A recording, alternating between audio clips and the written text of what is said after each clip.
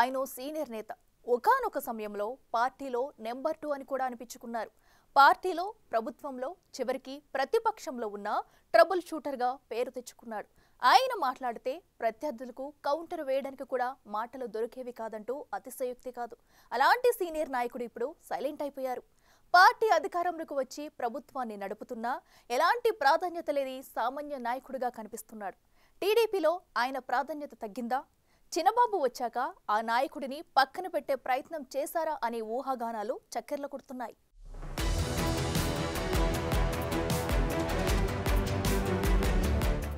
తెలుగుదేశం ఆవిర్భావంతోనే పార్టీలో చేరిన యనమల రామకృష్ణుడు 1983 నుంచి వరుసగా 6 సార్లు ఎమ్మెల్యేగా గెలిచారు. అనంతరం ఎమ్మెల్సీ అయ్యారు. తుని నుంచి 2 సార్లు ఆయన సోదరుడు యనమల కృష్ణుడికి టికెట్ ఇప్పించుకుని గెలిపించుకోలేకపోయారు. టీడీపీ ప్రతిపక్షంలో ఉన్నప్పటికీ ఆయన కేబినెట్ హోదాలోనే ఉండేవారు. పబ్లిక్ అకౌంట్స్ కమిటీ చైర్మన్ పదవి కూడా ఆయనకే ఇచ్చారు. దీంతో పార్టీలో ఆయన నెంబర్ 2గా ఎదిగి ఓ రకంగా ఆనాడు చక్రం తిప్పారని సొంత పార్టీలోనే వార్తలు వినిపించాయి. నారా లోకేష్ రాజకీయ అరగ్రేటం తర్వాత యనమల రామకృష్ణుడు ప్రాధాన్యత తగ్గిందనే వాదన ఉంది. యనమల, లోకేష్ మధ్య కొన్ని సందర్భాల్లో వివాదాలొచ్చినట్లు వార్తలు గుప్పమన్నాయి. 2024 ఎన్నికలకు ముందు తునిలో ఇన్ఛార్జిగా ఉన్న తన సోదరుణ్ణి పక్కన పెట్టి తన కుమార్తెకు ఇన్ఛార్జ్ బాధ్యతలు అప్పగించారు. దీంతో ఆయన సోదరుడు యనమలపై అలిగి వైసీపీలో చేరారు. 2024 కూటమి గాలిలో ఆయన కుమార్తె దివ్య గెలిచారు. పెత్తనం మాత్రం యనమలే చేస్తున్నారనే టాక్ ఉంది. ఆయనకి ఈసారి అధికారంలో ఉన్న ఎమ్మెల్సీ కోటాలో మంత్రి పదవి దక్కలేదు. దీంతో చంద్రబాబుకు లెటర్ రాశారు. ఓ సామాజిక వర్గంపై అక్కసు వెళ్లగక్కుతూ లేఖ రాశారని పార్టీలోనే ప్రచారం జరిగింది. దీనిపై అధిష్టానం కూడా సీరియస్ అయిందట. తర్వాత కాలంలో ఆయన అమరావతి వెళ్లటం కూడా తగ్గించేశారు. స్థానికంగా ఉంటున్నా క్రియాశీలక రాజకీయాల్లో పాల్గొనడం లేదనే టాక్ నడుస్తుంది. ఎవరైనా నాయకులొచ్చి కలిస్తే మాత్రం మాట్లాడుతున్నారు, లేదా విజయవాడలో వ్యక్తిగత పనులపై మాత్రమే వెళ్తున్నారట. మొత్తానికి పార్టీ ఆవిర్భావం నుంచిన యనమల కథ ఇక ముగిసినట్లేననే టాక్ పొలిటికల్ వర్గాల్లో వినిపిస్తుంది.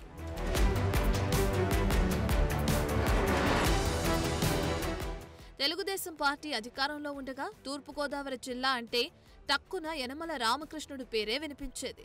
నాడు రామకృష్ణుడి మాటే చెల్లుబాటయ్యేదనే టాక్ ఉంది. తుని నియోజకవర్గం నుంచి దశాబ్దాల పాటు ఎమ్మెల్యేగా యనమల ప్రాతినిధ్యం వహించారు.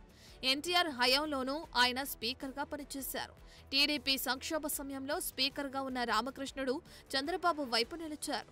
ఆ కృతజ్ఞతతోనే యనమలకు పార్టీ అధినేత అంత గౌరవం ఇచ్చేవారట.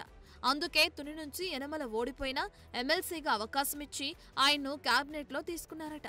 అంతేకాదు కీలక శాఖలిచ్చి యనమల సేవలను ఉపయోగించుకున్నారనే వాదన ఉంది.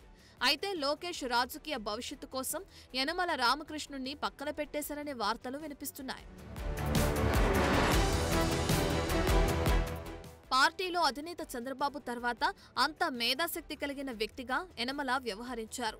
వైసీపీ అధినేత జగన్ పైన ఘాటు విమర్శలు చేస్తూ పార్టీలో తనకంటూ ప్రత్యేక స్థానం సంపాదించుకున్నారు. అసెంబ్లీ వ్యవహారాలు, బడ్జెట్ వ్యవహారాల్లో తనకున్న అనుభవంతో పనిచేశారనే పేరు కూడా రామకృష్ణుడికి ఉంది.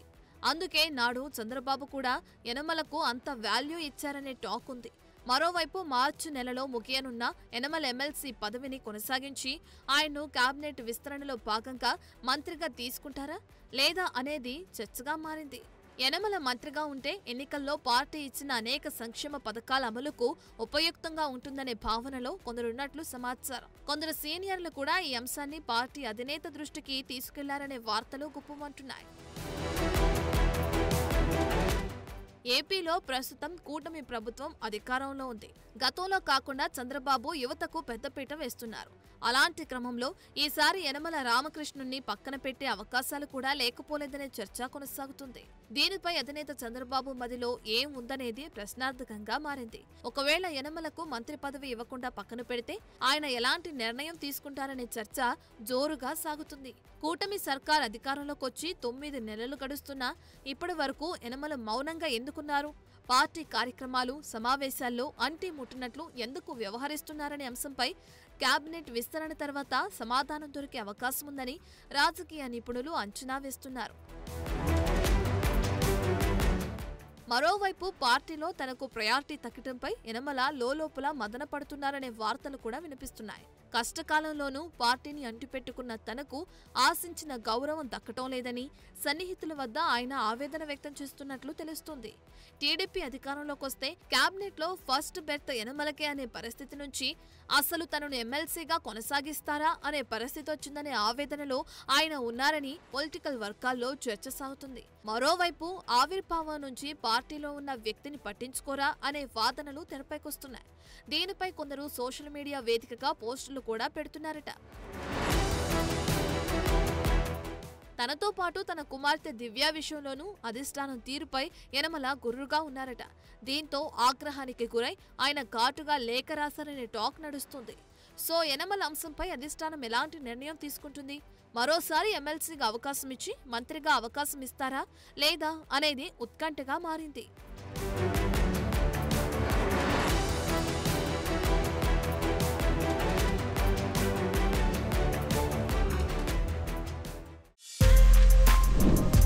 For more videos like this, subscribe Big TV channel.